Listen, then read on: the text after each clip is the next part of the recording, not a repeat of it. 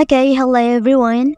Here I want to provide a tutorial on how to enable web and app activity in Chrome on an Android device.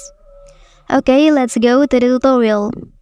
First thing first, you can open your Chrome browser, and then here you can click settings icon here. After that, please choose this one, and then here you can click three line at the top left corner, and then press activity controls. Okay, after that here you can scroll down, and then you can turn it on by pressing this option. Okay, press it once more.